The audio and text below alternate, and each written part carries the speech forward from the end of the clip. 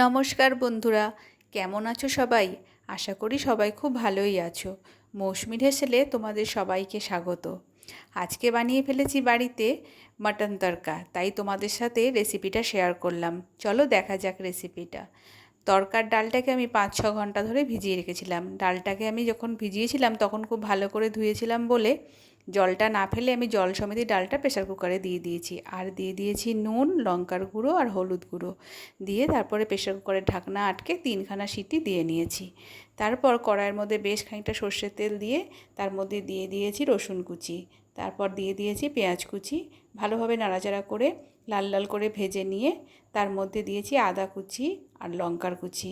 আবারও খানিকক্ষণ ভেজে নিয়ে তার মধ্যে দিয়ে দিয়েছি রোজকার ব্যবহারের গুঁড়ো মশলাগুলো, ধনে, জিরে, লঙ্কার গুঁড়ো, কাশ্মীরি লঙ্কার গুঁড়ো, হলুদ গুঁড়ো দিয়ে আবারও খানিকক্ষণ নাড়াচাড়া করে তারপর দিয়েছি টমেটো কুচি। টমেটো কুচিটা একটু ভাজা ভাজা হলে তারপর আমি দিয়ে দিয়েছি খাসির চর্বি। তোমরা চাইলে এখানে খাসির মাংসও ব্যবহার করতে পারো। তারপর আবার খানিকক্ষণ ভালোভাবে নেড়ে চেড়ে মশলার সাথে মিশিয়ে নিয়ে দিয়েছি নুন দিয়ে আবারও খানিকক্ষণ নাড়াচাড়া করে ভালোভাবে মিশিয়ে নেব। তারপর এখানে দিয়ে দিয়েছি আমি খানিকটা তড়কা মশলা আর কিছুটা কাসুরি মেথি দিয়ে ভালোভাবে আবারও কষিয়ে নেব। তারপর দিয়ে দিয়েছি এখানে খানিকটা বাটার দেওয়ার পর খুব ভালোভাবে মশলাটাকে কষাতে হবে যতক্ষণ না মশলা থেকে ভালোভাবে তেল ছাড়বে। তেল ছেড়ে গেলে আগে থেকে সেদ্ধ করা ডালটা দিয়ে মশলার সাথে ভালোভাবে নেড়ে চেড়ে মিশিয়ে নিতে হবে। তারপর দিয়ে দিতে হবে খানিকটা গরম জল দিয়ে আবারও ডালটাকে ভালোভাবে মিশিয়ে আমি এখানে খানিকটা চিনি দিয়ে দিয়েছি। এরপর ডালটাকে খানিকক্ষণের জন্য ঢাকা দিয়ে রেখে দেব, যাতে ভালোভাবে ডালের মধ্যে মশলাটা মিশে যায়, ডালটা ভালোভাবে সেদ্ধও হয়ে যায়। তারপর ডাল থেকে ঢাকনাটা খুলে ডালটাকে হাতা দিয়ে খুব ভালোভাবে ঘেটে ঘেটে মিশিয়ে দিতে হবে।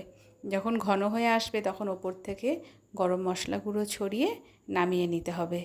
এরপর আসল ব্যাপার, যেটাতে তড়কার টেস্টটা অনেকটা সুন্দর হবে, সেটা হলো একটা তড়কা প্যান নিয়ে তার মধ্যে বেশ খানিকটা ঘি দিয়ে দিতে হবে।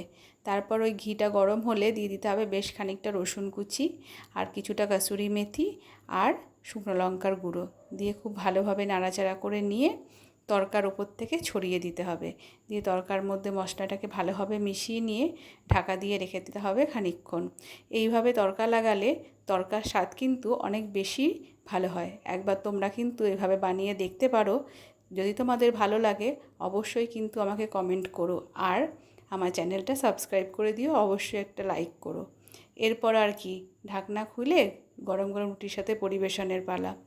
এইভাবে যদি তড়কা একবার বাড়িতে বানাতে পারো, বাড়ির প্রত্যেকে কিন্তু খেয়ে খুব সুনাম করবে।